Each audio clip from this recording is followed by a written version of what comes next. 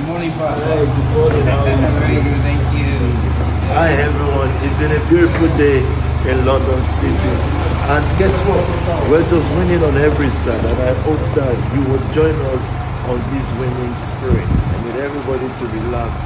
Nothing but winning in this season. And like I said, when all the dogs are done barking, they'll go back into their cages and they will see that we have power, grace, people, and God in this town. Come, let's go to service now. Hello my besties, welcome back to Explorewithsu. I want to use this opportunity to thank all of you for subscribing to my channel and watching my videos. Okay guys, what's the beef today? You guys might be thinking that this man right here is an entrepreneur. Those who are resellers, I want you to come on this page and you can tell me what you are reselling and what you have to offer. But yes, then I'll sign it PT and it's going to be sold for about... Well, no. So you might be asking, who is he then? Is he a model? Those will think different. The issue is, I don't like yours either. I'm just joking. Not at all. Then who is he? I believe it's the ultimate sacrifice. Can I beg your pardon for 3 or 5 minutes this morning? Okay, when they are ready, thank you guys. Be seated, please. Oh, he is a pastor of the Proclaimant Anointed Church, famously known as Park Church. This pastor has been trending for a lot of reasons. Let's dive into the video. Livingston is amazing, but that song was boring me to death, so I had to come up, man. That's long. So, but thanks, guys. We'll come back. We'll sing together in a minute. I was told there's a conversation going up online. People are dragging their predecessors. I'm just joking. Now, draggers and draggists. I thought they said there's no employment in Nigeria. Let me address the issue now. It shows that you guys want leadership, right? You want people responsible, accountable. So let me be accountable. The song was boring. Okay, the draggists and draggers, go take your medicine. Okay. I seek no fame or popularity. I'm just doing what God. I just thought I should drip and talk with you this morning. Now I need. Right, guys, let me present you to Pastor Tobi Adegboyega, 44-year-old who arrived in the UK on a visitor's visa in 2005, but did not leave when it expired. However, he applied to remain in the UK, but was rejected. He applied on human rights ground. That was rejected. He also married a British citizen. After the Home Office denied his request, he appealed to a tribunal, which equally turned him down. He continued to remain in the UK until 2022, in August 15, where he applied to an appealed to an upper tribunal again. On the grounds that I am a guy who has established intervention programs to rescue troubled youth on the streets of the UK from gangs and crime, and also flaunted that he has established programs that are helping these troubled children, and that if he leaves, these programs will be jeopardized and might not go forward. Therefore, his presence is very much needed. He also added that he has support from influential figures, including Boris Johnson and other figures within the Metropolitan Police. Well, my besties, guess what? Once again, he was refused, meaning that he needed to leave the UK. They rejected him and stated that he is boastful and that he stayed in this country unlawfully, and that his actions and the way he's flaunting himself are all just exaggerated. Therefore, they cannot let him stay. And they went on to say that him being married to a British citizen is not sufficient enough for him to obtain stay in the country. Well, so they came into conclusion that his presence is not needed, and they did not have any evidence in front of them, either from the police or from Downing Street, Boris Johnson, or from any other person that he has mentioned. There was absolutely no evidence. Even when they asked him to explain and describe how his ministry is helping these children, All he said was, well, I am the guy. I organize church 6 days a week. I go to people's home to support their children. I travel all around and support them. Sometimes stay with them 4 to 5 or 4 to 6 hours, talking to them in case they're in trouble and all that kind of stuff. But here's the thing. Had it been that there are witnesses who come forward, or maybe the police who was able to come forward and say, oh, this person has actually helped our community by helping ethnic minorities, reduce crime and all that, then maybe this can help. But nothing like that came into surface. But he was known for his lavish lifestyle, always flaunting his belongings, his cars, his billionaire lifestyle. And people were beginning to think that he was taking money from the church. He adamantly stated that he does not take any money from the church and that all his personal belongings were paid for by his wife. Pastor T stated that it's important to dress the way he dressed and flaunt it to inspire the younger generations that they need to understand that there are legitimate ways of making money, for instance, through entrepreneurship. My besties, this matter tire me already. Apparently, the British Broadcasting Corporation released a documentary detailing how Mr. Adegboyega, popularly known as Mr. T, allegedly defrauded church members by telling them that he's going to help them fund a business or their own businesses. And sometimes he also brainwashed them, telling them that he's going to use this money to help, the children within the community against gang and crime. However, these victims claimed that they didn't know they were actually funding his own lifestyle. I mean, if I was going to that church, honestly, I'm not going to donate anything because look at it. A pastor who is flaunting all his wealth, he's got cars. Why would I donate to that pastor? He's got the money to help others. So he doesn't need my small salary to be able to help his project. My besties, he was not prosecuted or even charged for these accusations. But I don't even understand a pastor who will go to a club, throw a lavish birthday celebration where there are a lot of famous or celebrities, including Davido and KC. Okay, let's leave all that one behind the decks now. And let's talk about what the major issue is right now. The major issue is Pastor T is accused of chopping £1.87 million. That's a lot of money. Like, I can't even imagine it. How can he? A man of God who's supposed to be helping the people, who's supposed to be helping charities or even people back home, you don't chop all that money. And this is around 2022. Not talking about the one he has chopped since 2023 till now. And it is finally the time they have served him with a deportation letter. They want him out of the country. But he has come out to say... Hi, good evening. Let me post this. I've read a lot today, and I'm doing this because of our fans, our friends, people who are worried. I'm right here at home. No cause for alarm. And naturally, I'll dismiss things that has to do with retrogression. Every Nigerian should be proud of me. Been in the UK, a city that is well known for pulling people down.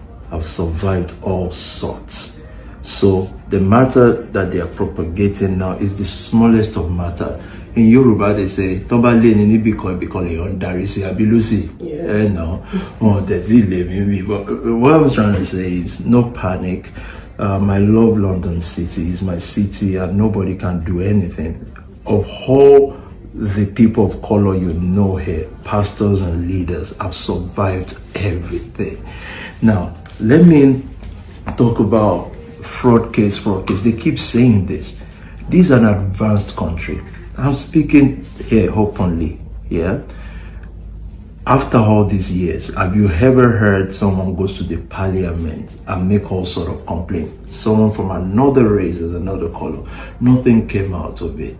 So those who hate already. What you want to hear is not what you heard today. What you want to hear is they've arrested him for money, this, money, that. Not one criminal case, not one money case. You should all be proud of me and of the nation family. So I'm here, I'm at home. Nobody should panic for me. I succeeded well in this country despite all challenges. And I'm in the league of the people you look up to, people that they'll pick out to persecute. I've survived that well. We're surviving well. Nothing has changed. Nothing will change. I assure all our followers and friends that there will be no embarrassment for you other than noise and noise which we've survived for many years. I am here, I'm PT, #1 in London City, and nothing is gonna bring us down. I love you all. That's all I've got to say for now. Thank you. Anyone please? PS5. So my besties, he's believing that the UK will let him stay and he has the right to appeal again.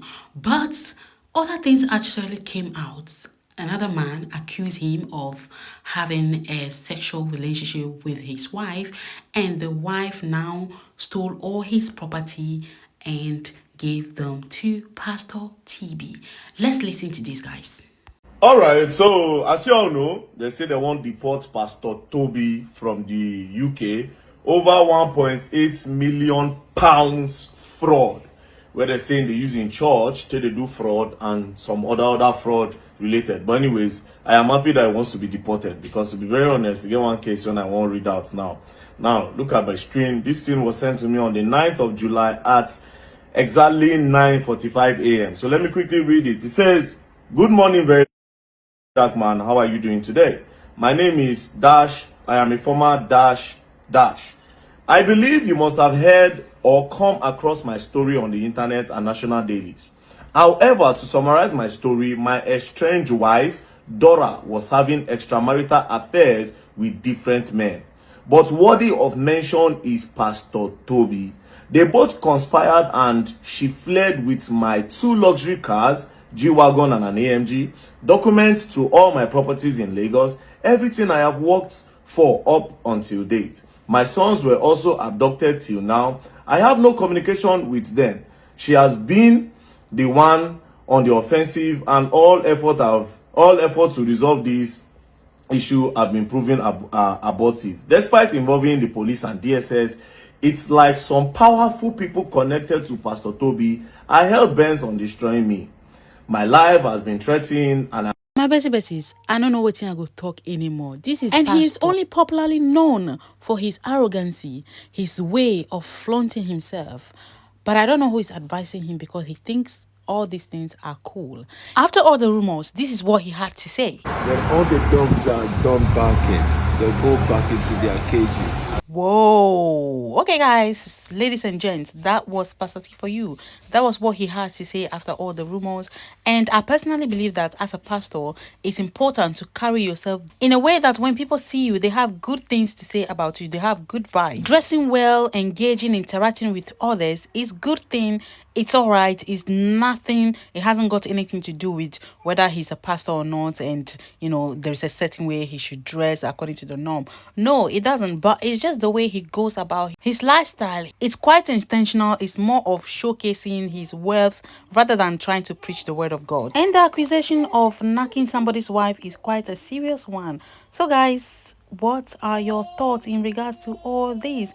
A pastor going to a club, no matter what, regardless. I don't think that a pastor should be presenting themselves in a club. I know everyone have their own flaws, but this one, it's a no-go area.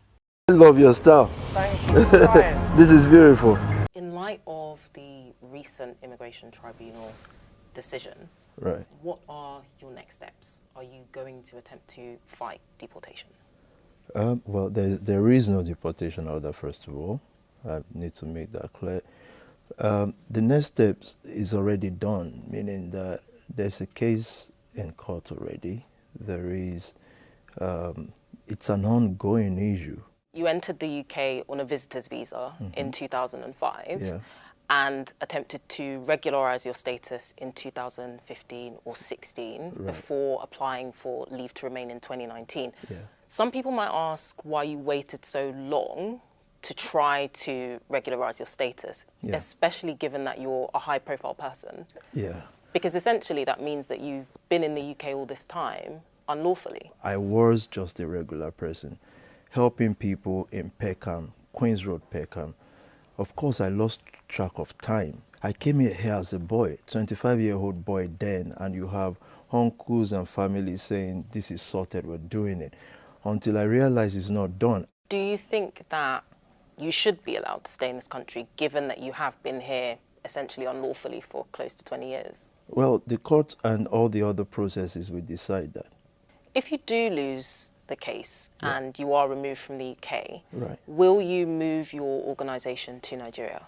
It's impossible. My organization is here, my organization is everywhere, and to move it to anywhere else means leave people to keep killing themselves. So no, we're not going to move the community or the movement. We're just going to establish more and find a way to do what we need to do. I know you've said multiple times on social media, rightly, that you haven't faced any criminal charges. Right. But there have been a number of serious allegations made about your former church, SPAC Nation. Okay. In 2024, the Charity Commission did publish their inquiry report, Right. and they said that there were incidences of serious misconduct and mismanagement when it comes to safeguarding and financial transparency. Right. What would you say to that? It is false. They've been on this thing for the past 4 years. So there are allegations, there are issues. Why is the police not involved? Why is nobody facing any inquiry? Why is there no inquiry? But You the can- Charity Commission Did did say that there Yeah. was serious mismanagement and misconduct. So as- That's a separate report. Yes. So with regard to that, Yeah. what would you answer to what they said? So that's what we're asking the Charity Commission now. What is the serious blah, blah, blah? You can't just say there is a serious this and that. What is it and who is going to answer for it? You've spoken a lot about how many people you say you've helped, Yeah. but then you do have these former members who have come out to speak about the exploitation they feel that they have experienced. Right. How do you reconcile your vision with what these people have said? Because they're extremely different. I just finished service today, hundreds of young people. Some of them have been here for 8 years, meaning been in the church 8 years. Some 14 years. I've known some of them since I was 14. And you need to hear what they are saying about the church. So please, for any reasonable human being who is not just victimizing anything they don't like, if you have 1,000 people in a place, are you telling me 30 people will not be disgruntled? This is more than being disgruntled, though. These are serious allegations Without of fact. abuse. I've asked you if you have any fact. Situations happen, but there's no fact that the church was directly involved or that the church didn't take action if reported to. So no one ever came to you or presented any of these allegations to you about Not financial once. exploitation? Not once. We set up, when we heard these things, we set up a panel of inquiry, independent. We picked people from outside the nation family or SPAC Nation, and we asked people to come forward if there is an issue. But if there are multiple allegations of wrongdoing within your organization and you are the head of that organization, Yeah. some would say that the buck stops with you and it's your responsibility to weed this type of behavior out. And they will be right. And we've set up many panels and we've asked people publicly and privately to come forward if there are issues. Every organization has issues. The Catholic Church still has issues till tomorrow morning. Did you shut them down? A lot has been said about the lifestyle that you portray, designer clothes, lavish cars. Some people would say that that is slightly contradictory to Christian values of humility and modesty. Right. How would you answer that? Well, I'm me, and I practice my own Christianity by impacting my community, making sure that I don't stay within the four walls of the church and tell people about going to heaven. I put on what is right, what connects to the generation I'm speaking to, so that they are not attracted to drug dealers and rappers. Nothing wrong with rappers, but drug dealers, so that what they are looking for, they can find the hope of that in me.